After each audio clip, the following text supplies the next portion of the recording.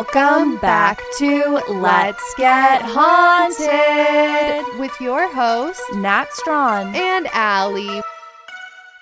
Welcome back, Haunties, to episode 210 of Let's Get Haunted. After this week, we'll have 1 month of season 7 in the books.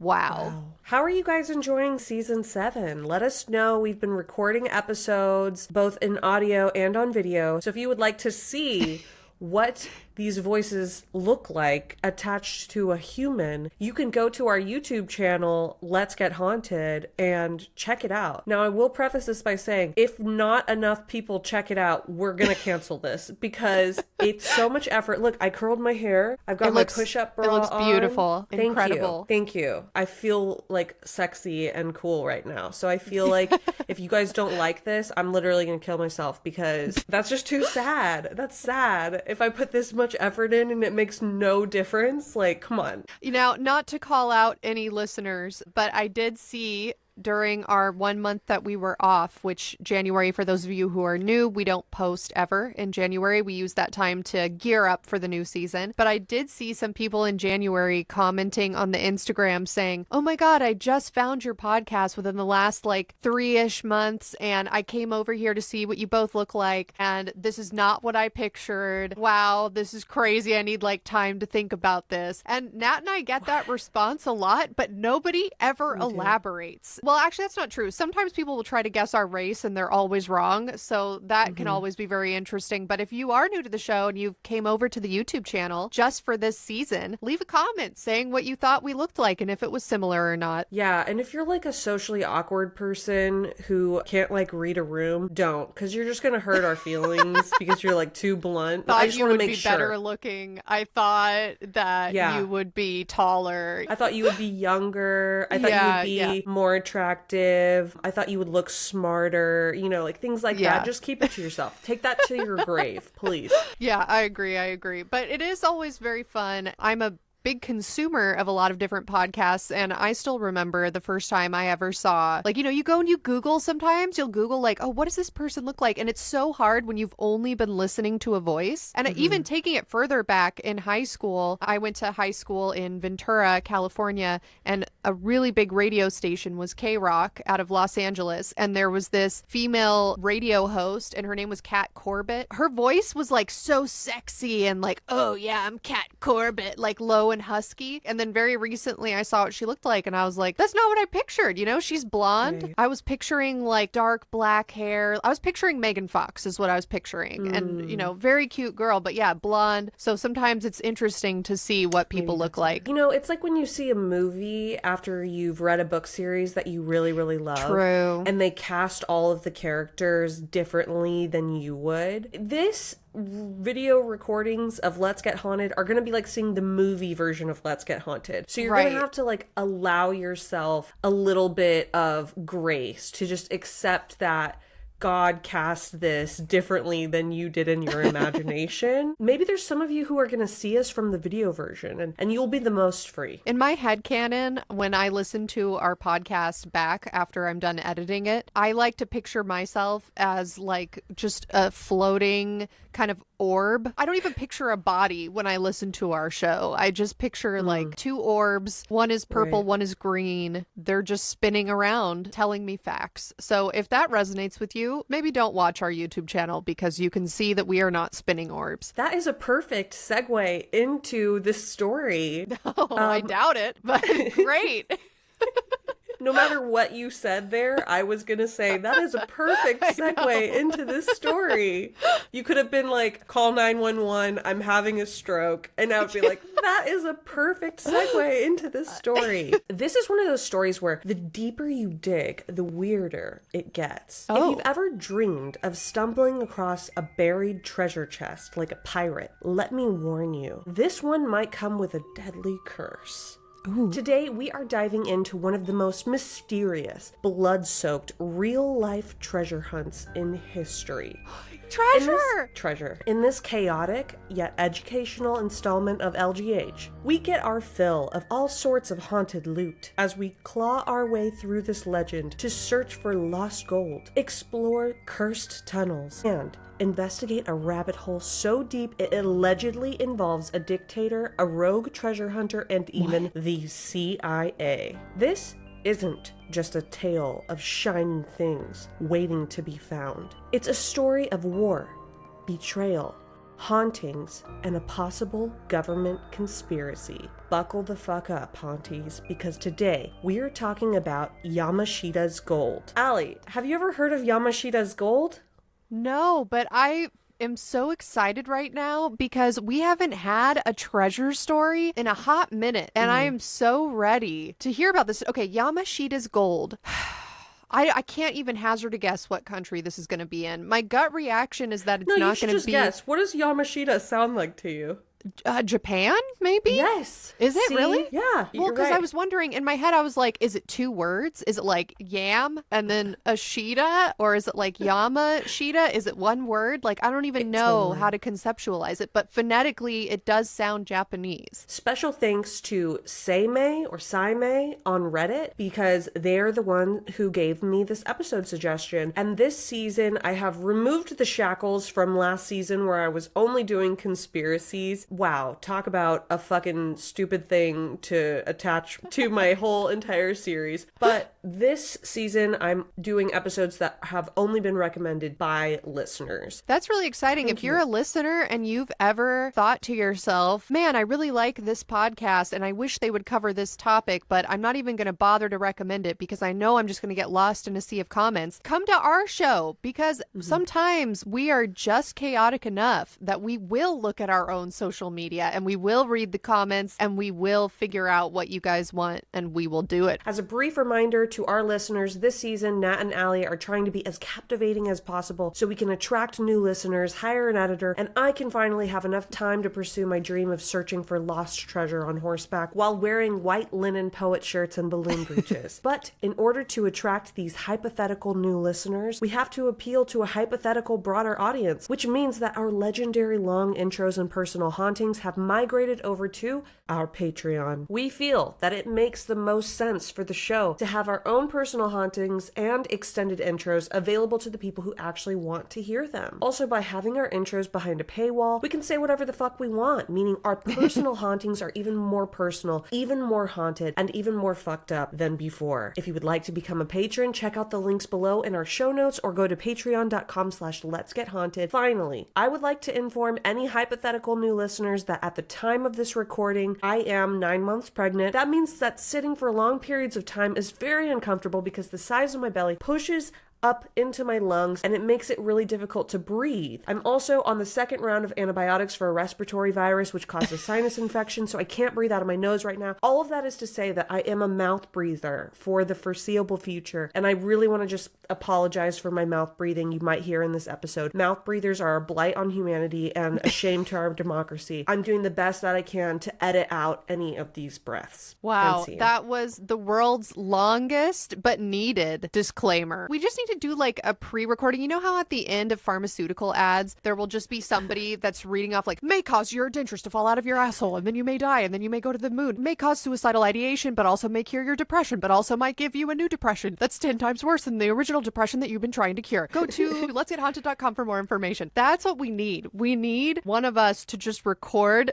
a super long disclaimer and we can just put it on a soundboard, but it's going to be so funny because it's going to be like 20 minutes long and we're just going to push the button at the beginning of every episode. Now that we have spoken for about 25 minutes straight of pure nonsense, I am so ready to get into Yamashita's treasure. Nat, good. Please tell me about this treasure. We haven't had a treasure story in a fortnight, and it's time. Let's get into the background. What is Yamashita's gold? Yamashita's gold, also known as the Yamashita treasure, refers to the supposed war spoils taken by Imperial Japanese forces in Southeast Asia during World War II. These spoils are believed to have been concealed in caves, tunnels, or underground locations across various cities in the Philippines. The treasure is named after General Tomoyuki Yamashita, often called the Tiger of Malaya, who successfully captured Malaya from the British in just 70 days. Despite numerous claims that the treasure remains hidden in the Philippines, attracting treasure hunters from all over the world for more than 5 decades, most experts have rejected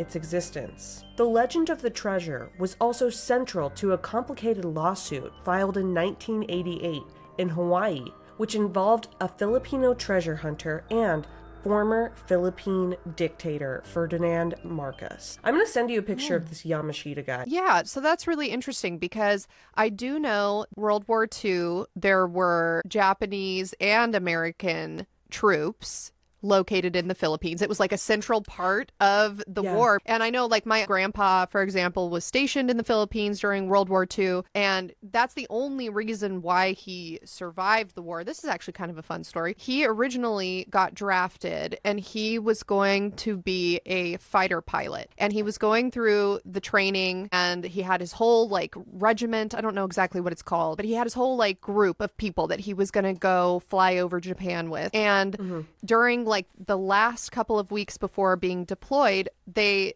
figured out that he was colorblind, which I know is crazy. Like, how could you go your whole life and not know? But that's kind of just how people were back then. You know, he just genuinely had no idea. And at least at the time, I don't know if it's the same, but at the time they used different colored flags in order to alert fighter pilots about different things that were going on. And he couldn't tell what color they were. So at the last minute before his whole group was deployed, they had to pull him from that fighter pilot regiment, and his entire battalion or whatever it's called died. Like a lot of people got taken as POWs. He instead was sent to be stationed in the Philippines, and that's like what saved him, was that he was colorblind. Wow. So I know there's like a big history with the Philippines and World War II. I've heard of like people that didn't even know the war was over, like Japanese soldiers that were in the Philippines in the jungle and they didn't realize the war was over and they get found like 10 years, 20 years later. Yeah. So I just got a picture that Natalia sent me. This is General Yamashita, the Tiger of Malaya. Okay. And he is what division, like Navy or air? That's a great question. Ground He's just infantry. like one of those guys that like he gets other guys that aren't on his team. Which one's that? I guess he was on the ground. I researched this and I like read so much about it, and it never once occurred to me to be like, I wonder like what he was doing, because I just pictured in my mind like him just marching around with people. But you're right, he could have came from like the Navy, he could have came from a plane, but I think for context of this story, he was mainly on the land. ground, on land. Okay, I googled it, and I don't know if Google's ChatGPT is correct, but it says he was in the Imperial Japanese Army. Let me describe him to people who are not able to see this picture. If you would like to see this picture, you can head over to @Let'sGetHaunted on Instagram, or you can just tune in to the video on YouTube, and Nat, I'm sure, will have the pictures up on the screen. So this person looks very decorated. I mean, there are a ton of medals on his shirt. I don't know what they mean. I mean, my God, 1, 2, 3, 4, 5, 6, 7, 8, 9, 10, 11, 12, 13, 14, 15. There's 16, 17, 18. There's like 18 different pins. I don't know what each of them mean. I don't know if some of them are for decoration or if they all mean some specific award. But yeah, this person looks very serious, very decorated. Yeah, and they're holding a fucking sword too. Oh, I didn't even see that. Oh, whoa. Oh, that's a sword? That's rad. So. I mean, I know it's not, I guess it's not rad. that big of a deal. Like, don't the Marines, like, even today, like, carry a sword around, like, just for the vibes? Look, swords are cool because it just reminds me of a Ren fair. And I know that's offensive to people in the military, but, like, it does remind me of just, like, a guy with a trumpet wandering around a Ren fair on shrooms. And it's very heartwarming to me.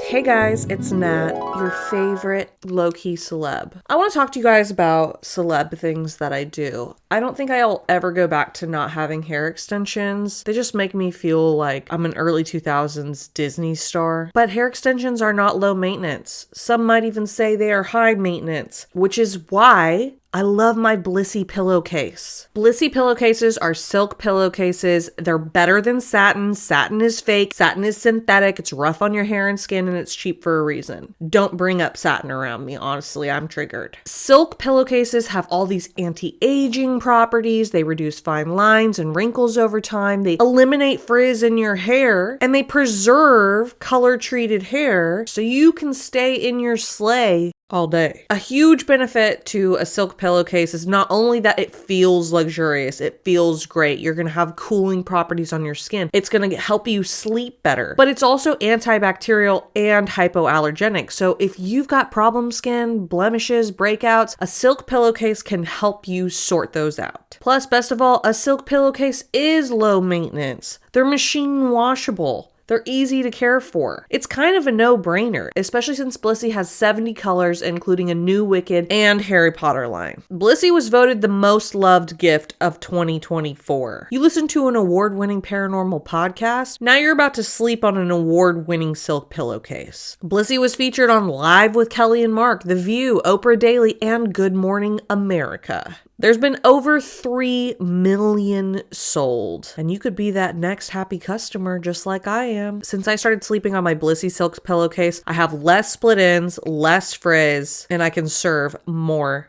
vibes. And because you are a listener, BLISSY is offering 60 nights risk-free plus an additional 30% off when you shop at blissy.com/LGHpod. That's BLISSY.com/LGHpod and use code LGHpod to get an additional 30% off. Your skin and hair will thank you. As I'm now getting older, I'm realizing that like the majority of the people who are fighting in the military, like in the Marines, like people who are actually like in combat are usually like very young because, you know, they just went and enlisted or whatever. Or I mean, you kind of have to be young. A little bit young. Like you're the frontal lobe has to not be sealed for you to be like, yeah, I'm gonna like go do Call of Duty in real life. Well, I think there's an age limit for like actually being in battle. I think they move you at a certain point to like computer stuff if you get too old. It makes sense. I just know that like everyone I've ever talked to that was a Marine, first of all, the funniest people I know, like they should all be like stand-up comedians. They're all fucking hilarious, but they're the craziest, most chaotic people ever. And they always have crazy stories of like, yeah, one time I went to jail and that's where I read the Twilight series, you know? And they're always talking about how they joined the military because they wanted like this exciting experience or whatever. So shout out to my friend Addison, who just got redeployed to Syria, went to high school with him, and he's been in the army for like 10 years or something. And I literally just saw him like a month ago, and he was like, yep, going back to Syria. It's just like, it's crazy. It's a crazy career path to choose because it seems like it would be extremely stressful and that you would just be pushed to your limits physically. But people do it. For the camaraderie and the vibes. For the plot. Disclaimer. So now that we're hooked on the story, let's unravel this legend starting from the top. But as a note, I want to add that this podcast is a haunted storytelling podcast, meaning I will be composing the story of both fact and legend. And Let's Get Haunted is not meant to be a news source, and it shouldn't be taken as such. Remember, this episode is designed for entertainment purposes only. Okay. So, let's rewind all the way back to World War II. It's the early 1940s, and Japan is aggressively expanding across Asia.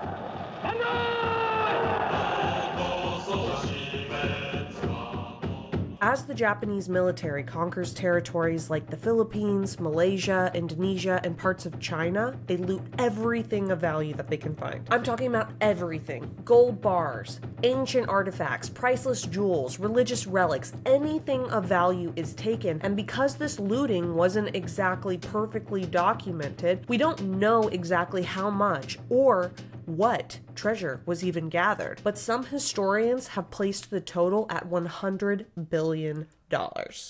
With a B? Billion with a B? Billion with a B. Damn. Some historians believe that the treasure was gathered and hidden under the command of General Tomoyuki Yamashita, the Tiger of Malaya. General Yamashita was dubbed Tiger because he was supposedly as ruthless and aggressive as a tiger in his pursuits. And we're gonna hear more about what this tiger did. Allie, have you ever heard of Operation Golden Lily? No, I have no idea. According to the sources, Emperor Hirohito of Japan ordered his brother, Prince Chibu, to create a secret operation called Ki no Yuri, or the Golden Lily, to preside over the logistics of all of this stolen treasure. As part of the Golden Lily operation, sources allege that the Japanese resmelted all of the golden treasure into bars for easier transport, and also so that the gold could never be traced back to their countries of origin. Now, some of this gold was turned into coins, some of it was turned into bars, some of it was turned into nuggets, just basically like they would take a giant golden statue and turn it into something else so that they could get away with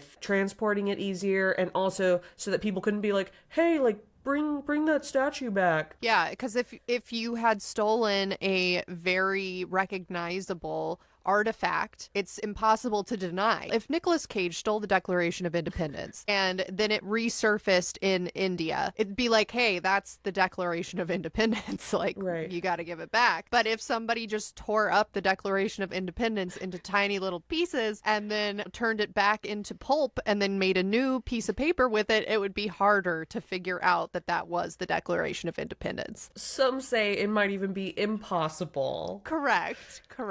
According to reports, it's estimated that 6,000 tons of gold were gathered in Singapore and then moved and hidden in the Philippines. Among those that argue for the existence of Yamashita's gold are Sterling Seagrave and Peggy Seagrave, husband and wife, who wrote 2 books, The Yamato Dynasty, The Secret History of Japan's Imperial Family, and Gold Warriors, America's Secret Recovery of Yamashita's Gold. In their books, the Seagraves claim that the mass looting, including more than 6,000 tons of gold, was organized by Yakuza gangsters such as Yoshio Kodama and the highest levels of Japanese society, including Emperor Hirohito himself. Now, this is kind of crazy because what they're alleging in these books is that, like, this Operation Golden Lily was being put on by the Japanese government, but also like the Japanese Yakuza, which is basically like organized crime over in Japan. It's like their mafia, which is kind of crazy. Like, you're thinking about, okay, the organized crime is like crime, and then it's like the government infiltrating is supposed to cut down on crime, but like they're working together. Like, right. That is really interesting. And to me, it makes sense. I do feel like there are many governments in the world, perhaps also the United States, I don't know,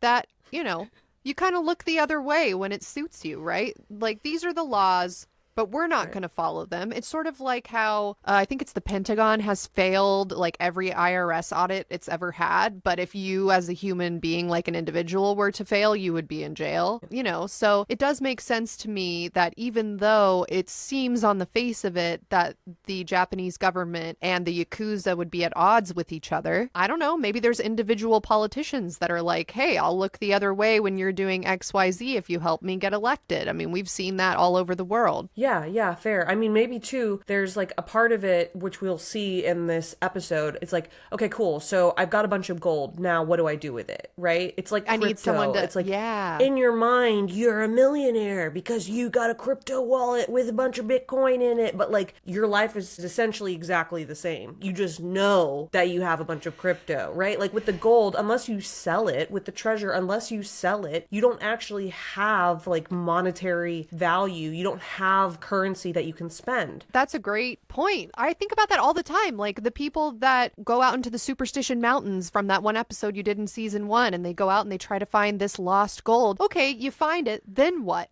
You know, because if you tell the government that you found it, they're going to be like, hey, that was found on public land. It's ours. You got to give it back to us, or it's a historical landmark or a historical artifact. You have to give it back to us. You can't sell it. So what are your options? Your options are going to the black market, which in this case would probably be the Yakuza. So what was the goal of all of Yamashita's looting, death, and destruction? Other than just wartime shit, to transport this massive treasure hoard back to Japan to fund the war effort. Oh. Japan wanted to take over all of Asia and possibly even beyond. We don't really know what would have happened if the war continued on the path that it was going on. But here's where things get sketchy. So Japan starts losing the war, and then suddenly they need to hide all of this gold, but they don't know where to put it. So they start creating a secret network of underground tunnels in the Philippines to hide all of the treasure in. According to the legend, Yamashita's forces supposedly oversaw the digging of dozens, maybe even hundreds of tunnels and bunkers throughout the Philippines to stash stolen treasure. Supposedly, the Japanese even booby-trapped all of these secret caves and over 145 tunnels across the Philippine Islands. So even if they were found, the finders would be killed in their attempts to recover this gold. But here's where things get really brutal. To keep these locations secret, the Japanese allegedly executed thousands of Filipino and Allied POWs who were forced workers on these tunnels. According to the sources, some of these forced workers were even buried alive inside the tunnels when the entrances were sealed to ensure the secrecy of the gold's location. And let's be real, being forced to dig a tunnel under terrible conditions, like you're a prisoner, your life sucks, and then you get fucking buried alive, like that is the recipe for a ghost, that is the recipe for a curse, that is the recipe for haunted tunnels, that is the recipe for a dark cloud to hang over this treasure, even if someone does find it. Yeah, the very nature of a tunnel, I feel, is just inherently haunted regardless, because the only purpose of a tunnel is to have a secret way to get around that people can't see. I'm sure there's more reasons to have tunnels, but ignore those. Like, if you just have like an independent tunnel, like not a sewer system, not for gas lines, whatever, it's just you as an individual or you as an organization are like, let's dig a tunnel. Like, that's haunted. Tunnels are unnatural and they're wrong. To go off of what you're saying, like, think about like a tunnel going under the ocean or whatever. Like, yes, it's like helping transport like people to other lands and whatever, but for what? It's wrong. Yeah. I have so many thoughts about tunnels. I fell down a TikTok rabbit hole the other day. This is totally off topic, about the actor Bond, like the Autobahn, but the actor Bond in LA. Yeah. And how I was watching this thing of this girl that was like, oh, I once was with like an unnamed A-list celebrity and he took me in through the actor Bond, and they like confiscate your phone first. And then took me to some weird warehouse party where like people were dressed as like animals and they were like walking around and being weird, and I told him I wanted to leave but I didn't have my phone, and a big part of it was this actor Bond. And it's the same idea of like, the only reason to have a tunnel that's not for a specific public good is like if you are trying to hide something from the public. Otherwise it would be for public use. All right, nerds, name 5 uses for tunnels that aren't for hiding things from the public in the comments. Water, You can't. pipes. Get the fuck out of here, guys. You know what I mean.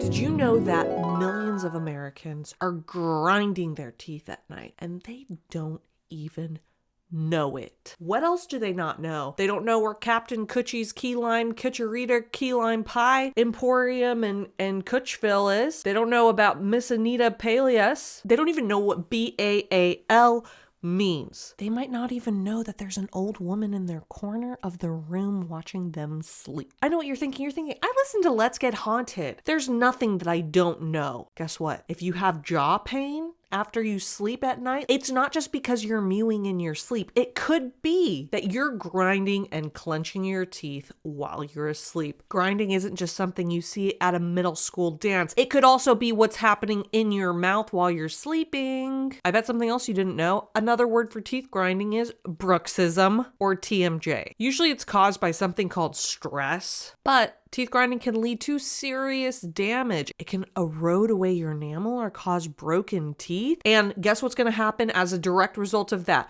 Boom, medical bills. And guess what? You can't pay your medical bills? You start looking around at all the illegal activity you might be able to do to make some extra cash on the side. And guess what? Now you're in jail. The solution to protecting your mouth and your teeth is a mouth guard. But mouth guards from the dentist can be like $500 to $800. You can't pay that. You start looking around at all the sketch stuff you could do to make an extra buck, and boom, once again, you're in jail. The good news is that there's REMI. REMI is not just the name of that rat from Ratatouille that drives that guy around by his hair. No, REMI makes dental-grade professional quality mouth guards without that painful price tag. Mouth guards by REMI are up to 80% cheaper than what you would pay at the dentist, and they don't even require you to go to the dentist's office. You guys, check this out. This is my favorite part about REMI. It is so fun. If you've ever had intrusive thoughts at doctor's offices like, hey, maybe I could perform the surgery, this is going to be so fun for you because it's a DIY. REMI's process is so simple. They send you an at-home impression kit to create molds of your teeth, and then you send those right back to REMI, and REMI's dental team will make your custom fit guards and send them right back to you. REMI's guards are so comfortable to wear that most customers forget they're even wearing them. With a 45-night satisfaction guarantee, you can try it risk-free, sleep better, and decide if it's the perfect fit. If not, REMI's got you covered. And REMI doesn't just make mouth guards, they also make teeth whitening trays. So REMI sent me a REMI kit for teeth whitening trays. It was honestly so fun. It had like clays in it, and it was like, mix this clay together and then put it in this like little tray, and then you stick it up in your mouth and you wait for it to harden. And the whole time I was doing this, I was like, this is so much more fun than going to the dentist. Like, what else can I do myself? It was super affordable, super fun, and very convenient. REMI is for anyone dealing with nighttime grinding, clenching, or jaw pain who wants an affordable solution to protect their smile and say good night to jaw pain and headaches. Head to shopremi.com/haunted and use code HAUNTED to save up to 50%. That's 50% off at shopremi.com/haunted with code HAUNTED. Give your teeth a break without breaking the bank with REMI. And now back to your regularly scheduled haunting. So to summarize, this dude, Yamashita, he's going around Asia for Japan, gathering up all of the loot, hoarding it away in these secret tunnels in the Philippines once the Japanese start losing. So fast forward now to the post-war era. Aboard the USS Missouri in Tokyo Bay, on Sunday, September the 2nd, 1945, the most horrible war in history came to its complete and formal end. Foreign Minister Shigemitsu signed for Japan. General Yamashita is captured and tried for war crimes and executed in 1946. You want to see this guy die? It's not really an option. I'm sending you a link right now. All right. Because I had to see this, so now you have to see it. All right. Starting strong, my evening. I went to this YouTube. I'm going to insert it in here right after I tell you guys this. But I basically went to this YouTube channel because I was like looking for historical footage with like that old-timey like transatlantic accent being like, General Yamashita has been captured and the Allied forces, and you know what I mean, to like make like cool little sound bites in this video. And I found his execution video, and it's just on YouTube, and it starts off with like his trial, and then the end is like him getting hung in like a military court. And so then I didn't even mean to, but then like I just saw this guy die, and I was like, okay, this feels like I shouldn't have to go through this alone. I mean, I don't know. Yeah, it's fine. I've forced you to look at, you know, unsolicited dick pics that I've been sent, all sorts of nefarious media. So I'll watch it. I'll watch it so that we can be upset together. Okay, got it. I'm clicking on it. So this video was uploaded to YouTube by a channel called Full-Blooded Igorot, and the name of the video is General Yamashita Sentenced to Death by Hanging and Other Japanese Criminals 2. It was uploaded 4 years ago. I'm pushing play on 2x speed. In Manila, the 32-day trial of General Tomoyuki Yamashita nears its end. First Japanese to be tried for war crimes, Yamashita takes the stand. Before him, witnesses have presented harrowing evidence of atrocities committed under his command in the Philippines. Tiger of Malaya, despoiler of Manila, Yamashita is given this opportunity to testify in his own behalf. According to the evidence, approximately 60,000 unarmed men, women, and children were killed in the Philippine Islands by men under your command. 証拠によれば約6万の An interpreter repeats the question to Yamashita in Japanese. 聞いて報告を受けたことがなし。またそういう状態にあるということを知らなかったということは事実であります。 I never heard of, nor did I know of these events. In summation, defense counsel claims that the crimes were committed without Yamashita's knowledge. When these atrocities occurred, they were committed in violation of General Yamashita's orders, and it's quite natural that those who violate a superior's orders are not going to inform him about that either before or after the fact that they intend to do so or have done so. The prosecution sums up its case against Yamashita. We say that if Yamashita is responsible in any measure for the violations of the laws of war committed by the men under his command in the Philippines, anything less than the death sentence would be a mockery. We therefore respectfully recommend that if the accused is found guilty as charged, the sentence be death. And in view of the aggravated nature of the crimes, in view of the measure of the crimes, we recommend that the sentence in the case of death be carried out by hanging. For the last time, Yamashita is led into the court to hear the verdict in the 123 separate charges read by Major General R.B. Reynolds. That during the period in question you failed to provide effective control of your troops as was required by the circumstances. Accordingly, upon secret written ballot, 2/3 or more of the members concurring, the Commission finds you guilty as charged and sentences you to death by hanging.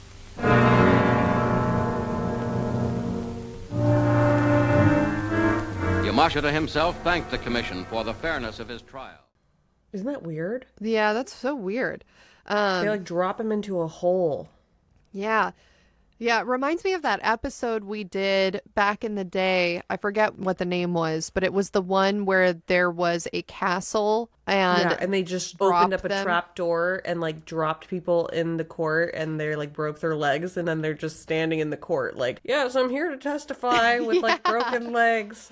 Exactly. Yeah, guys, I don't remember what the name of the episode was, but basically, no time to explain. We did an episode a couple of seasons ago about witches that were also werewolves in Germany and Austria. And there was this specific castle that had a trap door. And if they thought you were a werewolf witch, they would just push you down the trap door and you would fall into the judge's chambers and like break all your bones, and then they would be like, hey, so you've been accused of being a werewolf witch, what do you say? And you'd be like, my femur, and they'd be like, guilty, you know. And like that's sort of what this reminds me of. It's like this weird trap door that they put Yamashita above, like he's indoors, you know. It's not like public executions of the days of the medieval times. This is not that long ago, and he just has a rope around his neck, a bag over his head, arms and legs are tied together on top of a trapdoor, and the trapdoor falls out from under him and he hangs. It's very strange. I mean, I know that we still do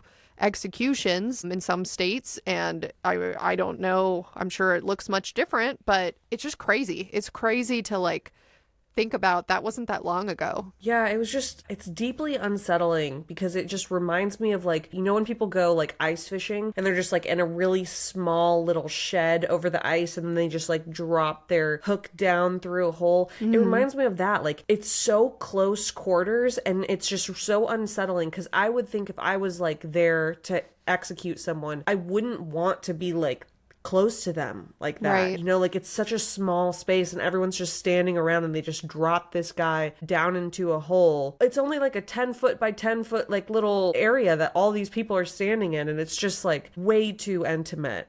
I don't know. I've never thought about it before, but I just am realizing now that like if I get executed, I want people like way fucking far away from me. Yeah, if I'm gonna get the electric chair, God, I don't even know what I would want, honestly.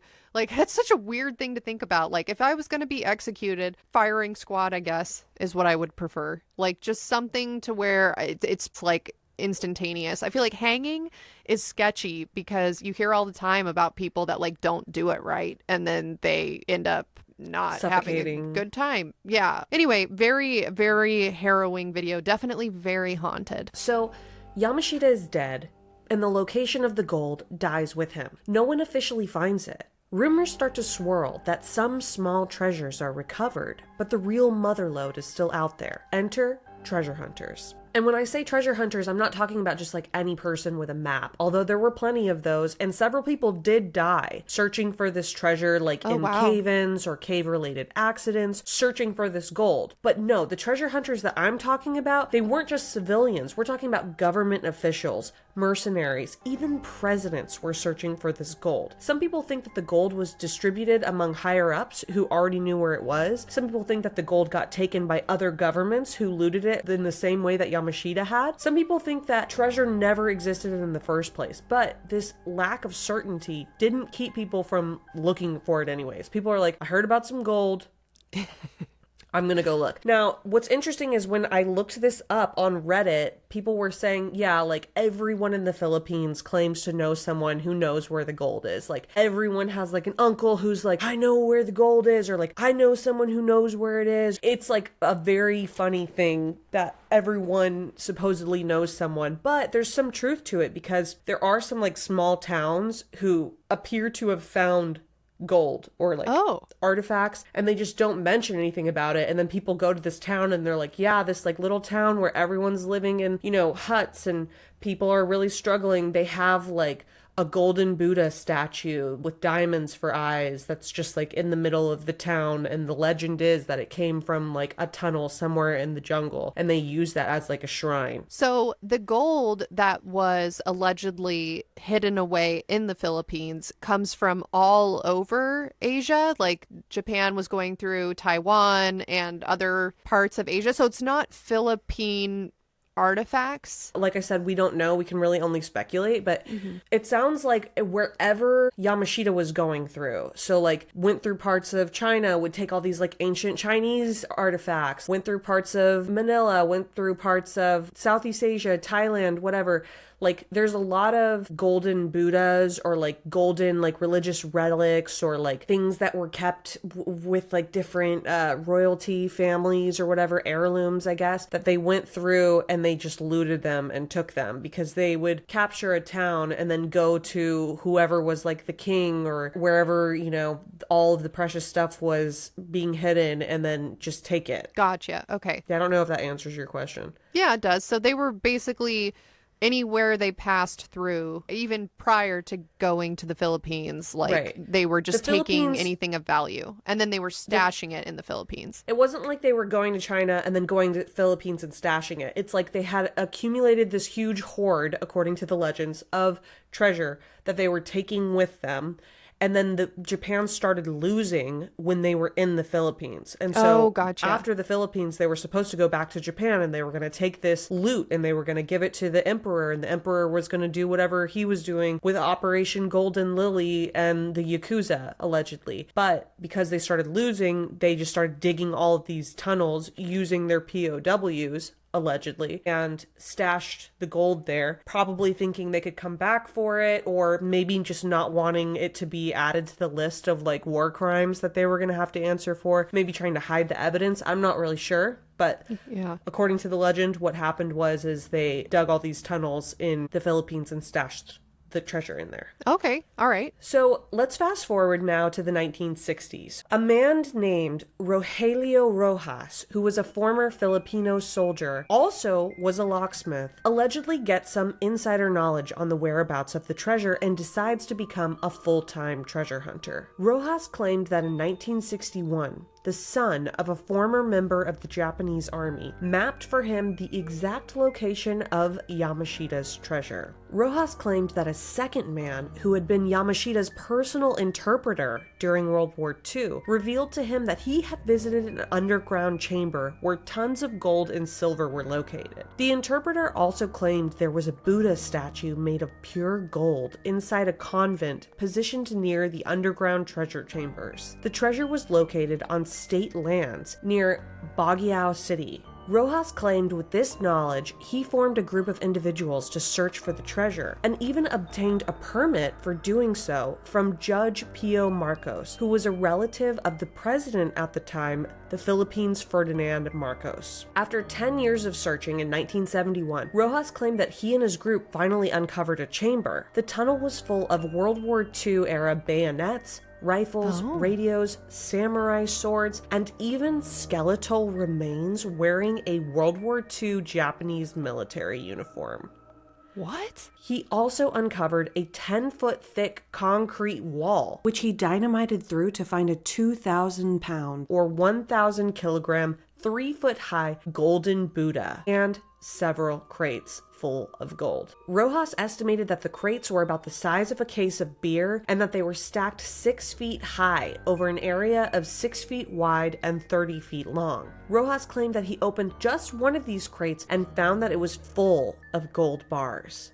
Oh, wow. According to Rojas twice attempted to report his findings to Judge Marcos, who had given him a permit to search for the treasure on state land, but had been unsuccessful in contacting him. The men took the golden Buddha and one of the cases of gold bars back to Rojas's home, and they sealed the rest of the chamber for safekeeping until they could arrange transport for the rest of the treasure. Rojas claimed that he sold 7 of the gold bars from the open box at his home and then sought out potential buyers for this golden Buddha. According to Rojas, 2 prospective buyers tested the metal in the Buddha and reported that it was made of solid 22-karat gold. Wow. Rojas discovered that the Buddha's head was even removable, and hidden inside the statue were handfuls of uncut diamonds. Oh. Uncut gems. What's crazy about this is that Rojas didn't even try to hide these findings. He went and posed with this golden Buddha for a newspaper. I'm going to send you a picture of it. Oh my God. Okay, send it to me. That's crazy. So he found this mythical treasure, allegedly. I'm sure you'll tell me it's not as clear cut. So part of me is thinking like, all right, did he just fake this for fame? Was he trying to run a scam on people and be like, look guys, I found this lost treasure of Yamashita and here's a picture of this Buddha, or I got it tested, but then you just have to take his word for it. I'm just very interested to hear more about this because it seems unbelievable. It's just like one random dude put his mind to it and found it. It's like when we did the Malaysia Airlines episode and there's like that one guy who went to Africa and was like, I bet you I can find the parts of the plane that'll wash ashore from studying the tides, and then he goes and finds it and you're almost like, that's too convenient. But maybe some people just really are built different. This episode is brought to you by BetterHelp. I feel like everyone always talks about relationship red flags, but nobody talks about relationship green flags. And that says a lot about us as just like negative haunted species that just wants to bitch and complain, probably. But instead of being a pessimist, let's talk about some green flags in a relationship. For me personally, a green flag is going to be someone who wants to buy me a horse. That's major green flag energy to me. Major green flag energy is also someone who doesn't say that I need to earn the horse from them. They just buy it for me. They're not like, oh, I want you to have skin in the game, so like you have to also like prove to me that you deserve this horse. No, the horse. That's what works for me. Say my partner couldn't afford to buy me a horse just off the cusp, but that's fine. Here's what they could do instead. They could research the horse that they would buy me, print out a little picture, like all the specs of the horse. This is how tall the horse is. This is the color of the horse. And like make a mood board of this horse that they would give me and then present it to me to show that they even know me, to show that they even care. That's what it's really about, is it's about putting in the effort. That's something I learned about myself in therapy. I learned that it's easier for me to trust someone when I feel like they're investing in me. And at the time that I started learning about this stuff, right when I met my now husband, I didn't have insurance, which is why I used BetterHelp. And it changed my life. BetterHelp is fully online, which makes it affordable and convenient, which were the 2 major things I needed at that time in my life. And they've served over 5 million people worldwide. Through BetterHelp, you can access a diverse network of more than 30,000 credentialed therapists with a wide range of specialties. And if you don't like your therapist, you can easily switch therapists at any time with no extra cost. Discover your relationship green flags with BetterHelp. Visit betterhelp.com/gethaunted to get 10% off your first month. That's BetterHelp, HELP.com/gethaunted. Thank you, BetterHelp, for sponsoring this episode. And now back to your regularly scheduled haunting. Okay, so Nat sent me 2 pictures. The first picture is of 2 men. They have white shirts on. Their arms are resting on a golden Buddha statue. Now, this is black and white photography, so I can't tell what color it is. But yeah, it looks to be a Buddha statue, and there's all these ropes around it, like they had to tie it to carry it or drag it home. And then the second one is of, I'm assuming, one of the same men, and he has his arms on this Buddha statue, and yeah, it does appear to be kind of a gold brassy color, and it's a seated Buddha wearing a robe. Very interesting. I'm glad you brought up that it's like, is this person even credible? Like, the story seems too good to be true, right? Because that's like what a lot of people say about this story, is they're like, Rojas is hiding something, or there's something that's not being said here, and we don't really know. It just seems like people are obsessed with finding this treasure, but we don't know where the treasure is hidden, if the treasure's even still around, who has the treasure, how much it's worth. Yeah, no, I think that's all of them. Yeah. Yeah, but so this picture that he took with this Buddha statue, did anyone authenticate it? Who took the photo? Was it just him taking his own photo? A newspaper took it for him, and he had some prospective buyers who tested the Buddha and found that it was made of like 22 karat gold, apparently. So he's like making this public, right? And remember, he had to get a permit from this judge who was related to the president of the entire country to even go there. So word hits the street that this treasure has been found. At 2:30 a.m. on April 5th, 1971, a group of men dressed in military uniforms comes knocking at Rojas's door. They showed Rojas a search warrant bearing Judge Marcus's own signature. The men beat Rojas's brother with rifles and terrorized Rojas's family. They beat and tortured Rojas, trying to get the whereabouts of the rest of the treasure out of him. The men then seized everything in Rojas's house while holding him and his family at gunpoint. Oh, wow. They took the golden Buddha, they took the gold bars, they took Rojas's personal coin collection, and even Rojas's children's piggy bank. But Rojas was not going to go down without a fight. Remember, it took him 10 years to find all of this gold. So Rojas began speaking out against dictator Ferdinand Marcos, claiming that the Buddha and the treasure was stolen from him. Now, I don't know if you know a lot about dictators, but they generally don't like voices of opposition in the media. Right. Rojas went to local police and the media with his story. He even confronted Judge Marcos, who told Rojas that he was the one who had signed the search warrant on orders from Ferdinand. Oh, wow. According to Rojas, Ferdinand continued to have Rojas threatened and beaten. Judge Marcos hinted to Rojas that his life was in danger, so Rojas went into hiding for weeks. But then, in an effort, I guess, to get Rojas to come out of hiding, on April 29th, news started circulating that the military had finally turned over this golden Buddha statue to a local court. So Rojas comes out of hiding and goes and tries to get this golden Buddha statue that he found that he had a permit for, that he's entitled to. Ferdinand's men, representing Ferdinand's mother, offered Rojas 3 million pesos, about $470,000 US at the time, if he would take this Buddha statue that they were presenting him with and say that it was the golden Buddha he had found. But the problem was, the statue was a fake. It was a totally different color, and the head didn't even detach. Rojas refused this bribe.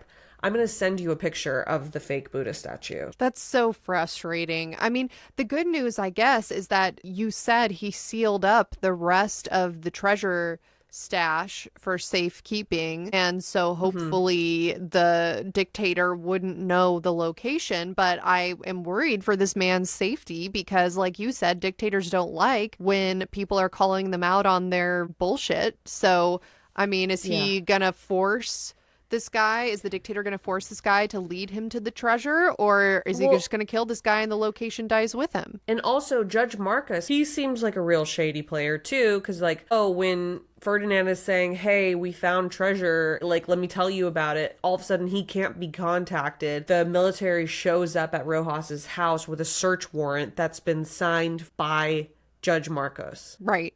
Right. And then Judge Marcos is like, your life is in danger. You better disappear and better not follow up on all the shit we just took from you, you know? Yeah, guys, if you ever find buried treasure, I don't even know what you do at that point. I think Japan had it right in terms of teaming up with your local underground criminals to launder that treasure into money for you, because what else do you do? It seems like if you go the legit route and get a permit from a judge and the government to tell you that it's fine, they can just turn around and be like, JK, it's not fine and it's ours now. So Nat just sent me a picture of this fake Buddha and it looks fake. It's a color photo. Now it does look very similar to the statue in the original photo that newspaper took that you showed me. But the difference is that this new Buddha is extremely clean. It looks like a new construction, and it has areas where the gold is worn off and you can see it's like this metal color underneath. So it doesn't even seem like it's pure gold. It's just like painted. Yeah. Hey guys, it's me, Nat, hiding in the shadows here because I am hiding a secret that I think some of you know, but maybe some new listeners don't.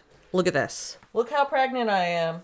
That's a big girl right there. I'm supposed to give birth in days, okay? This is my second time to give birth, so I know what I'm in for. And one of the things that is just so unfortunate about the postpartum period is that you start losing all of the beautiful hair you got while you were pregnant. While you were pregnant, your hair doesn't fall out, like you don't have shedding hair. So your hair's so thick and you're glowing and it's shiny and everyone's like, oh my God, you have amazing hair. And then you have the baby and everyone's like, are you okay? And it's like a glow down. I don't want to glow down. I only want to glow up, which is why this time around, I've got months worth of NUTRAFOL on deck, already in the medicine cabinet waiting to go, because last postpartum period I had like these like really thin spots, especially around my temples and like my face and everywhere that you can basically see. And so my quick fix was to get bangs to pretend like, hey, I want my hair to be all different lengths at random places, which is why this time around I'm so excited that I have NUTRAFOL on deck, because NUTRAFOL is the #1 dermatologist recommended hair growth supplement brand, trusted by over 1.5 million people. See thicker, stronger, faster growing hair with less shedding in just 3 to 6 months with NUTRAFOL. Everyone's root causes of hair thinning are different, so a one-size-fits-all approach to hair growth isn't going to cut it. NUTRAFOL has multiple formulas that are tailored to give your hair what it needs to grow throughout different stages like postpartum or menopause, as well as different lifestyles like maybe you're plant-based. And while many supplements rely solely on ingredient studies, NUTRAFOL is different because they clinically test their final formulations to ensure their efficacy. In a clinical study, 86% of women reported improved hair growth after taking NUTRAFOL Women's Hair Growth Supplement for 6 months. NUTRAFOL is physician formulated with 100% drug-free ingredients. NUTRAFOL supplements support visibly thicker, stronger hair from within by targeting root causes of thinning, including stress, hormones, aging, nutrition, lifestyle, and metabolism as they evolve throughout a woman's life. Building your hair growth routine is simple. Purchase online, no prescription required, automated deliveries, and free shipping to keep you on track. Start your hair growth journey with NUTRAFOL. For a limited time, NUTRAFOL is offering our listeners $10 off your first month subscription and free shipping when you go to NUTRAFOL.com and enter the promo code HAUNTED. Find out why over 4,500 healthcare professionals and stylists recommend NUTRAFOL for healthier hair. NUTRAFOL.com, spelled NUTRAFOL.com, promo code HAUNTED. That's NUTRAFOL.com, promo code HAUNTED.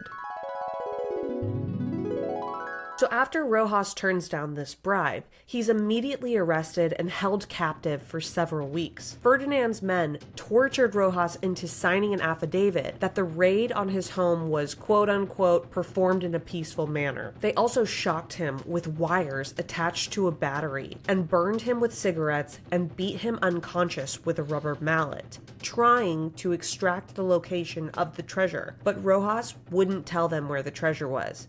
Good man. Rojas even actually escaped from this capture and torture by picking a window lock. to get away. Because remember, he was a locksmith. He Nancy Drew'd his way out of jail? Literally. Icon. But then in July of 1972, Rojas was arrested again and was subjected to more beatings, torture, and interrogation. He would remain incarcerated under these conditions until November of 1974. Over a year. And now here's where the conspiracy part of this story kicks in. So Rojas later would go on to sue the Marcos family, claiming that they took billions of dollars of gold from him. And everyone's like, sure, Jan, that really happened. But then, in a shocking turn of events, a U.S. court actually rules in Rojas's favor and says, yes, the Filipino government had taken all of this gold from you. Why did the U.S. decide to step in? Just because they had occupation in the Philippines or what? Like, I don't get it. So basically what happened was, following his release from prison, Ferdinand lost the presidency in 1986. Like, the people in the Philippines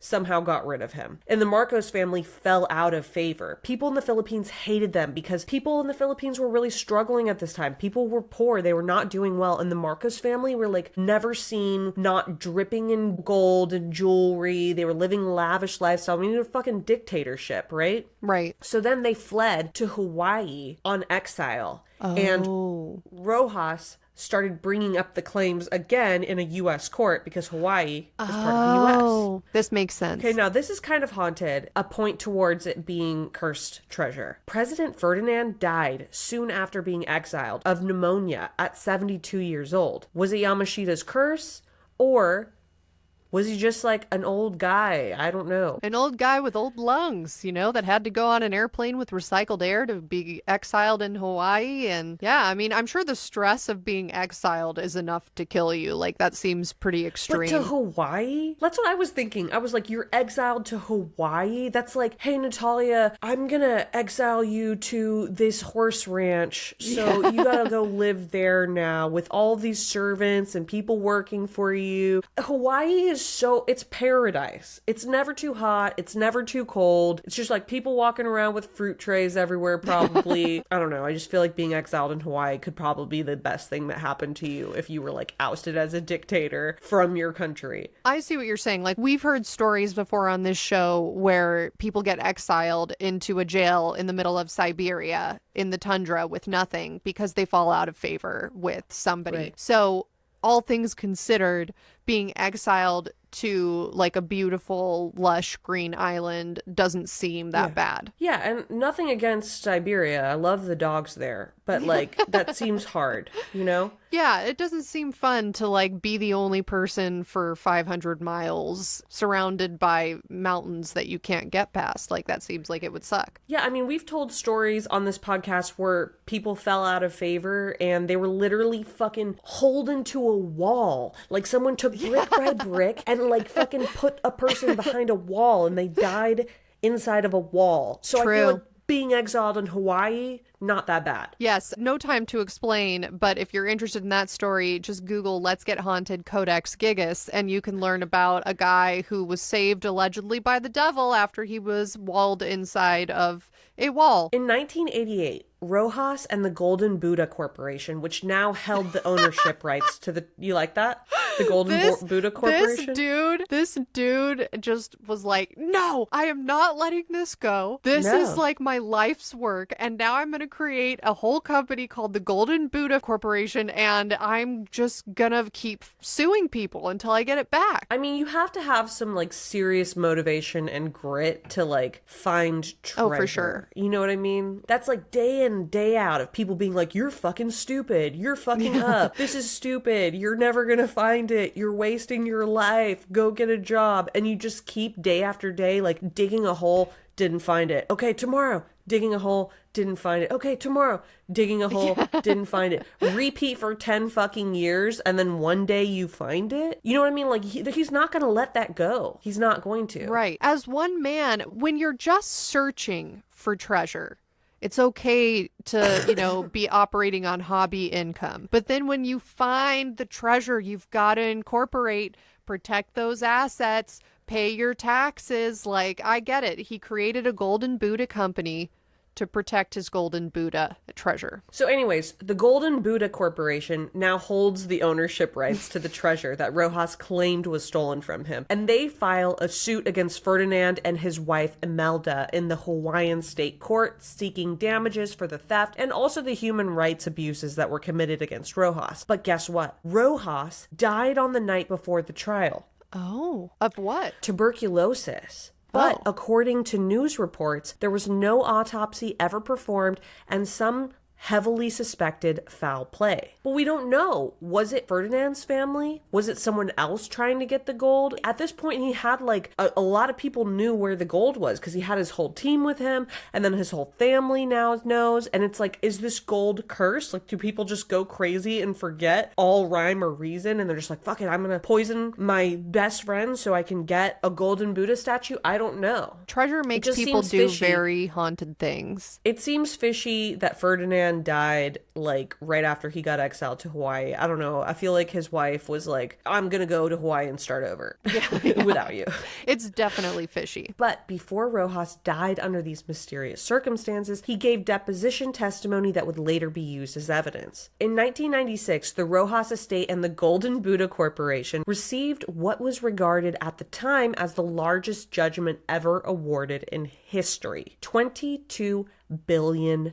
What? But in 1998, the Hawaii Supreme Court reversed the damage award, holding that the $22 billion award of damages for the chamber full of gold was too speculative, as they had no way to measure quantity or quality of what had been stolen because it was never recovered. So after several more years of legal proceedings, the Golden Buddha Corporation obtained a final judgment against Imelda Marcos in the principal amount of $13 million, and Rojas's estate obtained a $6 million judgment on the claim for the human right abuse. The case is really complicated because it was fought in several parts over the course of almost 30 years. You had so many partners, like the original two people, Ferdinand, the dictator, and Rojas, the dude that found the Buddha statue, they were dead. Yeah. So it's like, you have their families fighting on account of it. You have like a corporation. It was like, just got very convoluted, and it even got resurrected in 2018. So it's like, What? it never ends. So we aren't going to get super deep into the actual case because honestly, who has time for that? But all you need to know in order to get haunted is that a U.S. court found the Marcos family guilty of stealing Rojas's treasure and ordered the Marcos family to pay $22 billion to Rojas in damages. But here's the catch. The actual gold itself was never recovered. However, during the trial, an American mining expert testified that Ferdinand Marcos had showed him a solid gold Buddha statue with a removable head that looked exactly like the statue photographed with Rojas in 1971. Also, another credible witness testified that they too had seen the golden Buddha in one of Marcos's homes. Some of the witnesses said that they had even been propositioned to buy the golden Buddha from Marcos. And another witness claimed that when he visited the Marcos family in Hawaii, the Marcos family even admitted that they took the golden Buddha from a person who had discovered it and replaced it with a knockoff. Even more damning, several witnesses recalled that they had seen an enormous stack of gold bars in the Marcos's possession. But what's even more, the most interesting part of the whole trial, you might say, is that there was an expert witness who came on who had studied Yamashita's treasure and believed that there were 18 more golden Buddhas still out there to be discovered. So did the Marcos family have these other 18 golden Buddha statues too? Is that what they were motivated, looking for the rest of the treasure? Did other people find them? We don't know. I do have to say that the Marcos family in the Philippines appear, at least from the outside, to be extremely wealthy. They're totally stole Yamashita's gold, in my opinion. Let me send you some pictures of these people because this is crazy. That's crazy. It's so, again though, okay, so they had a huge stack of gold bars in their living room. I am too not upper class to be able to understand how you even convert the gold bars into money. Somebody tell me how you do this, because I have a piece of jewelry that was very expensive that was given to me by somebody I used to date, and he doesn't want it back, and I don't know how to turn that into money. I'm like, I just have this piece of jewelry that I can't do anything with. It's like you Google how to sell it in a way that makes sense. And it'll be like, well, you can make back 2% by selling it on this, or you can try to sell it yourself on eBay and then maybe you'll get scammed. And here's 5 million stories about people that got scammed when they tried to sell jewelry online. And so it's like, man, how do people do this? Rich people just know all the tricks. Okay, so Nat has sent me a picture. Yeah, this is a lady that looks rich as fuck. Yeah, she's got tiny little tastemaker sunglasses on. She has a pompadour and a very ornate red shirt with like a brooch on it, and she's just next to a gold statue. That's a statue of her late husband. And Yeah, I have to say, it's rich behavior. most people consider this woman to be pretty much evil, and also her family pretty much evil, but she is unfortunately absolutely serving cunt in every single fucking photo I could find of her. Literally. Jewels, tailor-made dresses, sleigh sunglasses. It's also worth noting that the Filipino people believe that the Marcos family stole billions of dollars from the Filipino people during the dictatorship that lasted for 21 years. They were embezzling money from the government, obviously. There's fucking dictators. Yeah. So it makes you wonder, did the Marcos family also find Yamashita's gold and cash in? Like, is that how they became so wealthy? Were they just stealing from the Filipino people? And that's kind of the controversy, is that half of the people are like, no, this whole story is just like some bullshit that like takes away from the reality, which is that this family stole from their people. They were dictators. They were bad people, eat the rich, whatever. And then the other half is like, no, there really is gold. Also, eat the rich, but there really is gold treasure hidden out there. Yeah, I see what you're saying. Because they got sued, this family got sued, like, after they were exiled or whatever, for, like, all of their crimes against the country. And Imelda claimed that she had found gold on state land or whatever, and that's where some of their fortune had come from. Oh, I see.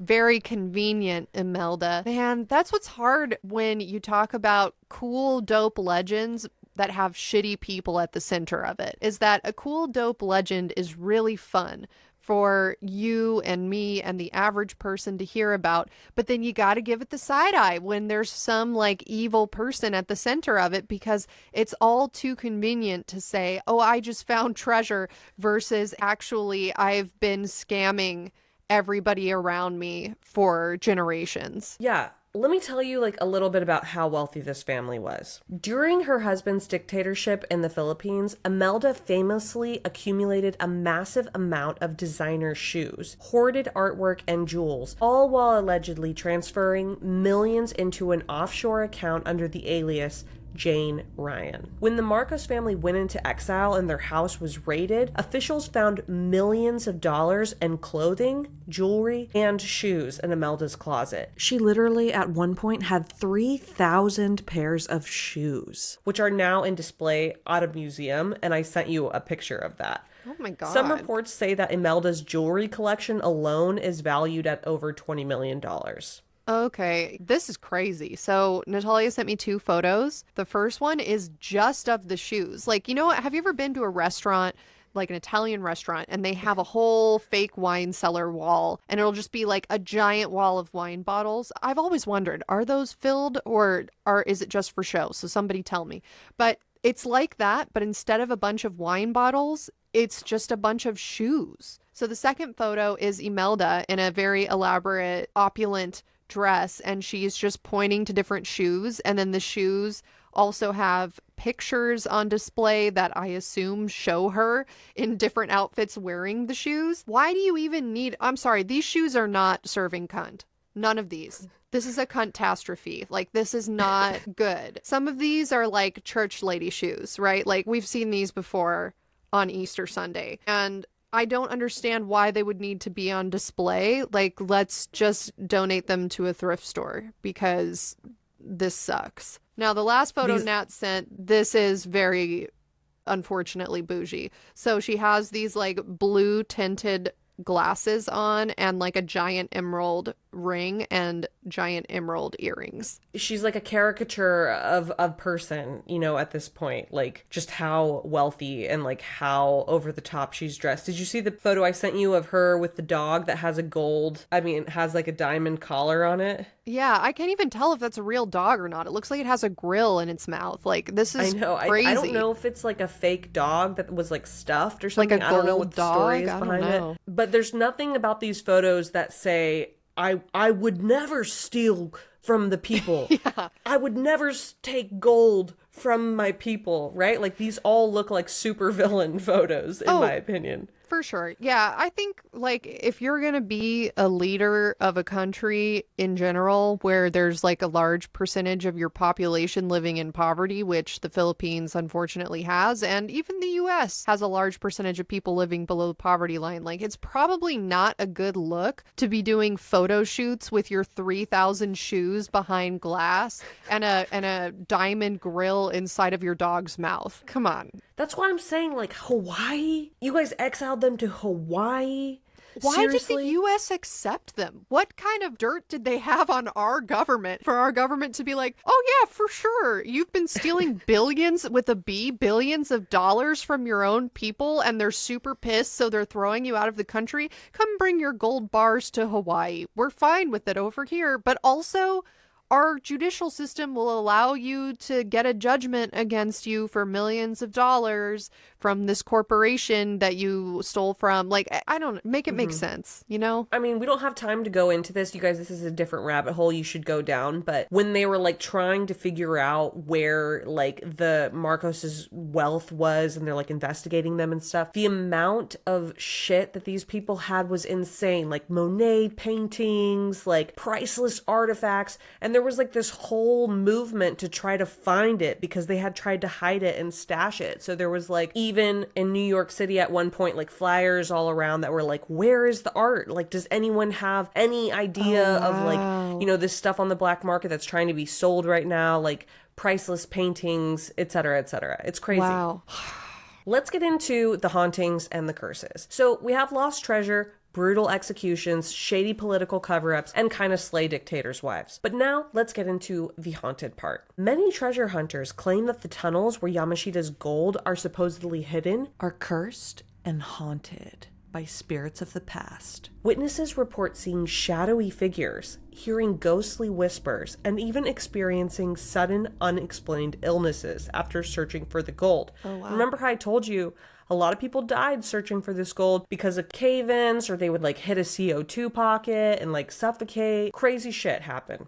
Just Google, you know, Yamashita's gold deaths, and you can see like all different kinds of articles will come up of people, even recently, who have passed away looking for this gold. There's one particularly creepy case, though, from the 90s. There was a group of treasure hunters who had dug into a cave near Baguio, and even before they found anything, their equipment had just stopped working randomly. Then one of the people who was searching, who had been skeptical of the legends the entire time, was like, it's not real, none of this is real, collapsed, started foaming at the mouth, and died on the spot. What? Locals believe that he was cursed by the spirits of the murdered POWs. Wow. Yeah, I don't know. Or did he fucking get poisoned by someone? It seems like people are getting poisoned too. Yeah, I don't know. Foaming at the mouth, that is extremely haunted. Yeah, I don't know. I mean, I've been to the Philippines before. I have family in Manila. I'm American, so I cannot say anything about whatever the Filipino perspective is on World War II. All I know is that my family members took me to the site of the Bataan Death March, which was the Japanese Imperial Army marched like tens of thousands of Filipino and American POWs through the jungle. I don't remember how many days it took, but it was like a crazy long journey. I think like 30,000 people died or something during it. And the energy at some of these locations is bad.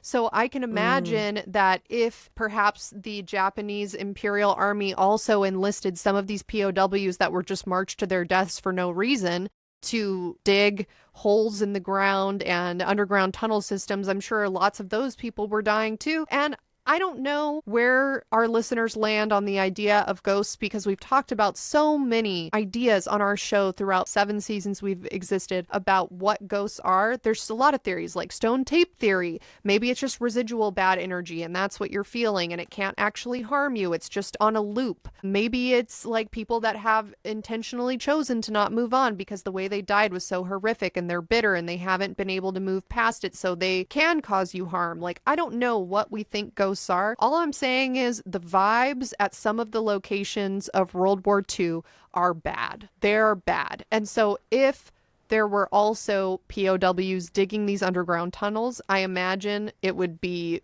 really uneasy feelings as you're trying to dig through this area. Very haunted. Yeah, I mean, it could be any number of things that cause these hauntings. But yeah, like there's so much bad energy that where do we even start, essentially?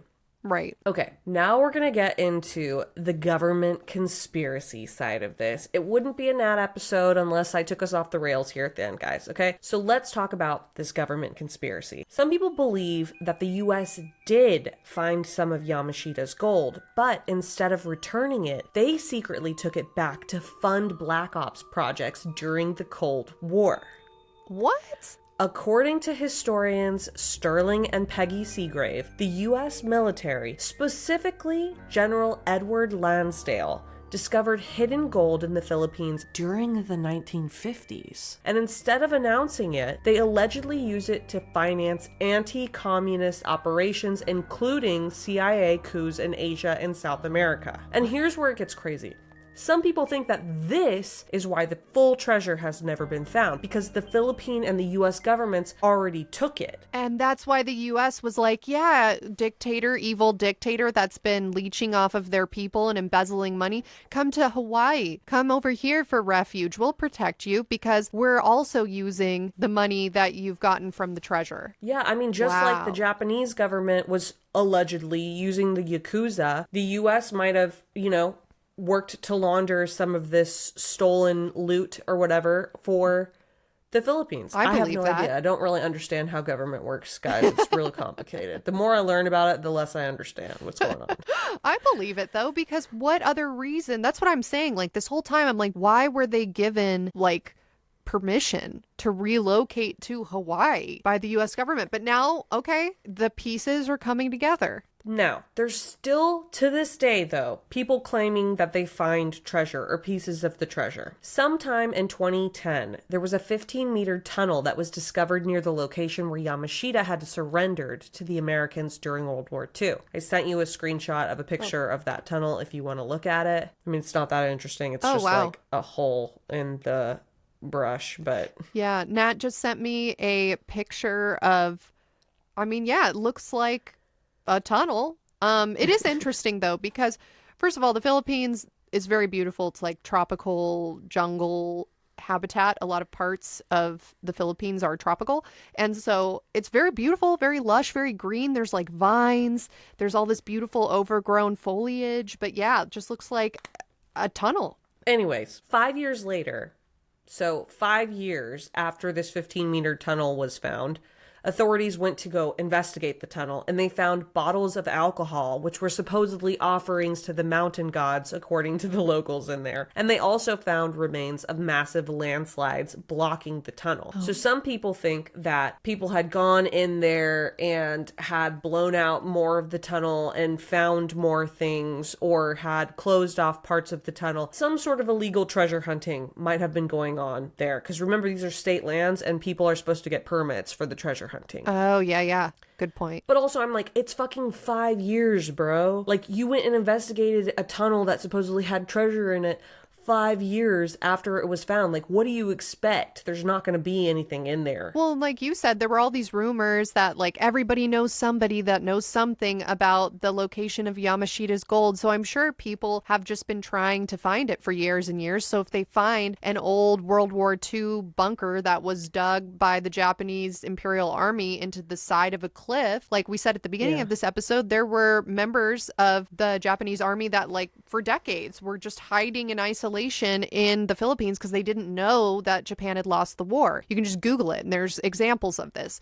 So yeah, I guess if you were a local and you're kind of in this area and you're looking for the treasure, you could find one of these bunkers that don't have people in it anymore and be like, this might be the location of the treasure. Let's get some dynamite, try to get in there, and maybe part of the tunnel collapses. And then later more people come through and they're like, is this the location? And you can just never know. Exactly. Yeah, it's just like too much traffic is going on. In 2017, treasure hunters claimed that they found masses of gold hidden in the Philippines, presumably by Japanese soldiers during World War II. In a video featured on the Daily Mail, which is goals, honestly, no time to explain, divers remove mud from blocks of gold that were supposedly found booby-trapped with explosives. I'm going to send you this video and then we'll do our final thoughts. The thing that I want to know is, why do people fucking run their mouth? Like, if you find the treasure, why are you like, hey, newspaper, check me out, I found the treasure, right? Like, I don't know. That's the part that seems fishy to me. Like people going but I guess public if you're about looking it. for treasure, you're just trying to make money, so you're like, oh, just add on another 10,000. Yeah, or maybe, I think you've said before on the show, or maybe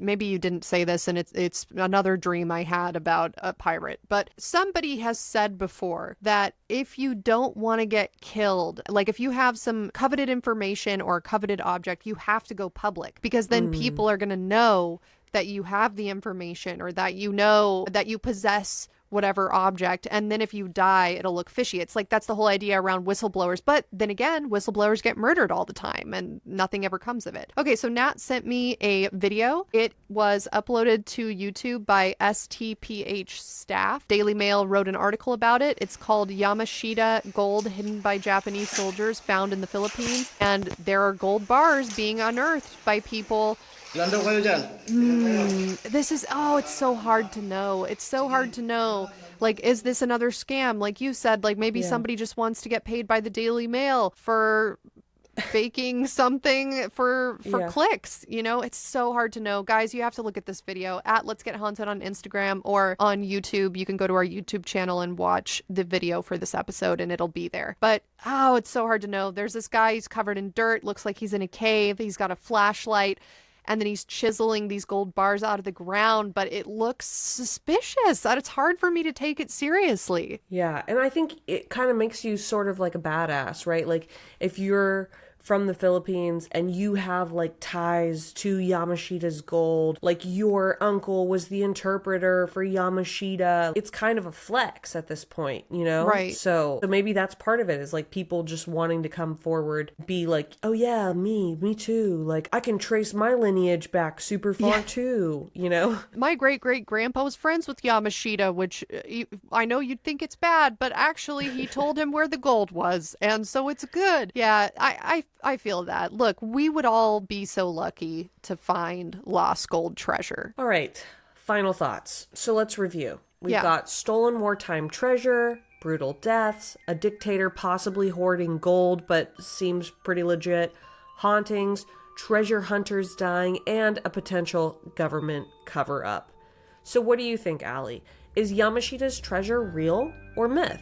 Was the treasure found, but governments and elites covered it up? Or is the treasure still out there and a curse is keeping it hidden? Did the Marcos family fall victim to the curse? Did Rojas die because of the curse, or was it foul play? Are local treasure hunters keeping the location of the gold to themselves? Are any of these people reliable? For example, why would the son of a Japanese former military official map out the location of Yamashita's treasure for Rojas instead of just getting it himself? Allie, thoughts and prayers, what are yours? Okay. I prayed on it. This is what I think happened. I think that the gold and the treasure is definitely real. Definitely think it's real. I definitely think there's a curse surrounding it, just because when you steal spoils of war, those items, I feel, are just going to be imbued with a curse. We've talked about this before when you did an episode on I believe it was Pharaoh Tutankhamun and his crypt, and items were found by British archaeologists and explorers and then taken back to the government. And it's like, yeah, those items are for sure cursed, okay? You get shit in nefarious ways, you're reaping what you sow, and you're gonna die. But has it been found yet is the real question. And I think a piece of me wants that treasure to still be out there, because that makes it so much cooler. If the treasure is still uncontacted, unfound, mysterious, in a dark underground bunker that just hasn't been found yet, that is so much cooler than if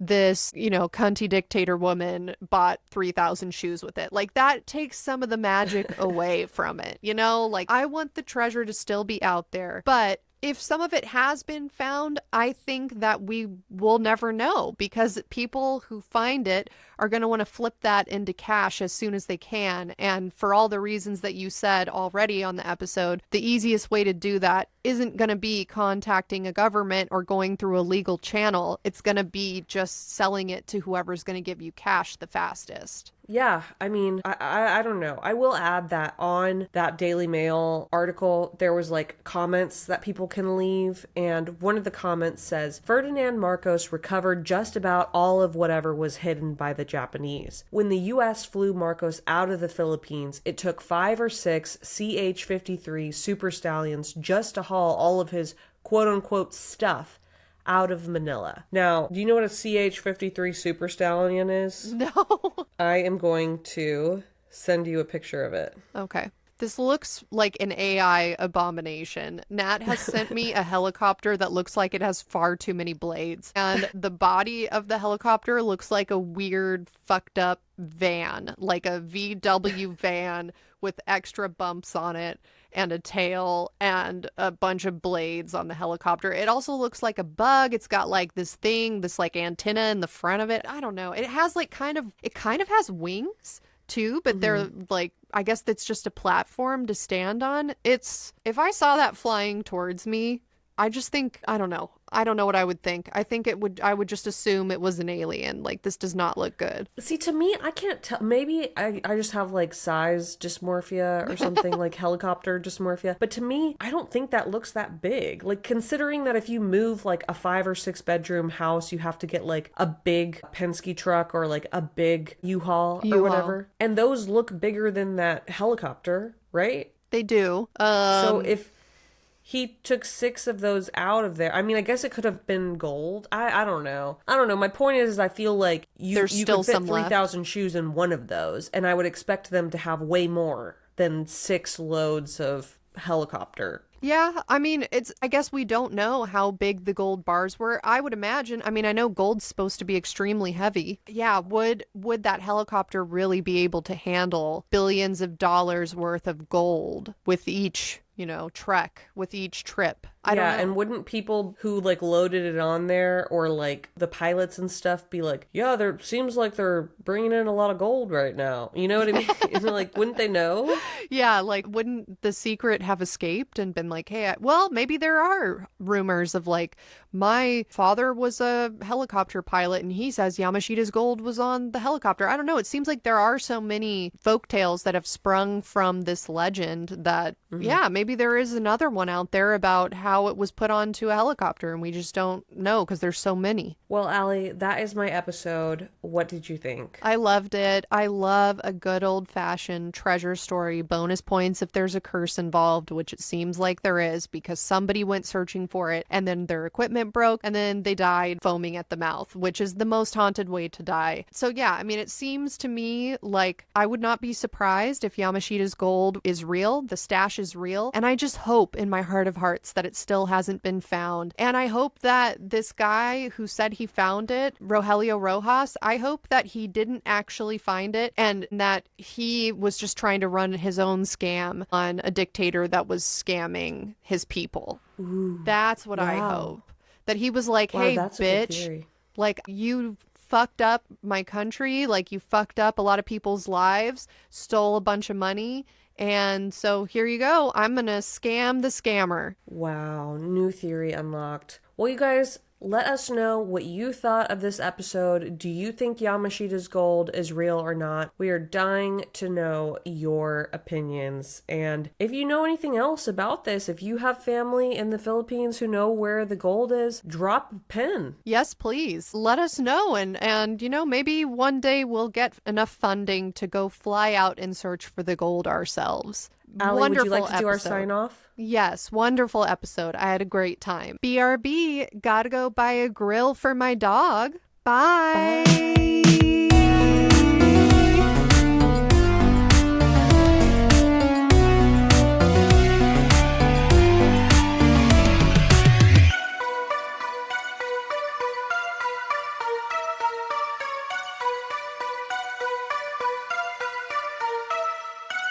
Hey Haunties, it's time for closing credits. This year, we are shouting out our Patreon donors 2 months after their initial donation and continuing to shout them out each month that their subscription is active. That means that this month, February of 2025, we're finishing up shouting out our donors from December of 2024.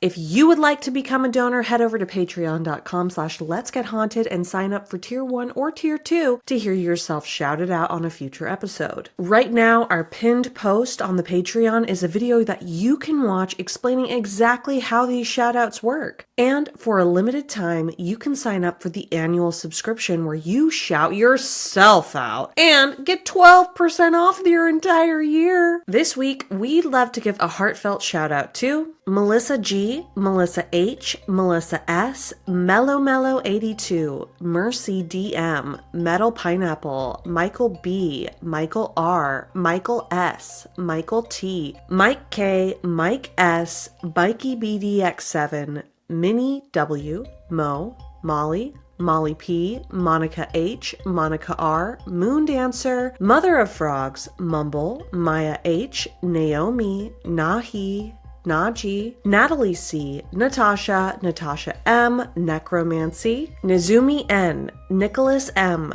Nick, Nikki S, Nicole A, Nicole L, Nicole S, Nicolita, Nikki B, Nilza, Noah Ann Riley, Nadine, Oliver F, Olivia K, Olivia S, Oogie Boogie Brookie, Oscar M, Padaka Ansani, Parker L, Pascal, Patricia Militia, Paula M, Pete, Peter Barker, aka Camry G, Philip K, Phoebe, Phoebe O, Phoenix C, Kwang LM, Rachel M, Rachel T, Rake, Raven, Rally R, Rebecca H, Red Moon, Red Sands, Ria, Richard O, Ricky aka 1017 aka Eat Your Vegetables, River, Rob D, Rob H, Rob K, Robert W.E, Robin N.B, Robin P, Rory L, Rose M, Roxanne S, Ruby V, Ryan G, Sage, Sage F, Sam P, Samantha H, Samantha P, Sarah W, Sarah, Sarah C, Sarah C, Sarah D, Sarah J, Sarah L, Savannah C, Scamantha, Scott G, Shane, Shania Z, Shara, Shara, Sean, Sean H, Sean S, She's Not Here, formerly Al H, Slampersand, Sleepy Siren, Slug Bunny, Smokin' Void, Sophie, Spencer, Stephanie N, Stuffy, Sugar Bread, Summer J, Sydney B, Sydney S, Tabby J, Tujakester, Taryn K, Tosh, Taylor M, Taylor T, Tazwar K, Teethman 27, Tegan M, The Ratmans, Tori B, Tracy, Tresca E, Tyler B, Uber A, Erd F, V, Valeria R, Valpal, Vara M, Veronica W, Vicky T, Victor L, Victoria, Victoria L, Wayne C, Whitney T, William A, Y2NLA, Yas A, Z S, Z Sweet, Zach G, Zeke G, Zoe L. Thank you guys so much for being in our Patreon. We have a lot of fun over there. If you've been listening to these shoutouts wondering, hey, how do I get myself shout out? Sign up for tier 1 or tier 2 of the Patreon. Also, we post extended intros in there. Allie and I should post in there. I mean, share, like, real interesting articles that everyone should read. We generally just have a good time. You know, I don't post, and I don't think Allie does either, that much to our own personal social media, so we really use Patreon like a social media for ourselves. So if you want to interact with us, that's the best place to do it. Honestly, we do live streams there, too. We're full-time gamers sometimes, and I'm so excited to see what 2025 brings. Mwah, mwah, And now it's time for the secret password. If you comment the secret password on the Instagram photo dump for this episode, you are entered into a raffle. Last year, our raffle winners won 4 four-of-a-kind custom mugs, hand-drawn and designed by Allie. Original art, guys. They're going to be worth billions. Billions with a B one day, okay? And the only way to be entered into the raffle is to comment the secret password on the Instagram photo dump. Every time that you comment a secret password on the Instagram photo dump, you will get another entry into the raffle. And then at the end of the year, I'll write your name out on a bunch of little pieces of paper and I'll throw them in a bowl and mix them all up and have a dramatic pulling of the raffle. The secret password for this episode is show me the golg. Show me the golg. Now I want to make sure you guys get that right. It's G-O-L-G, not G-O-L-D. Show me the golg. Bye.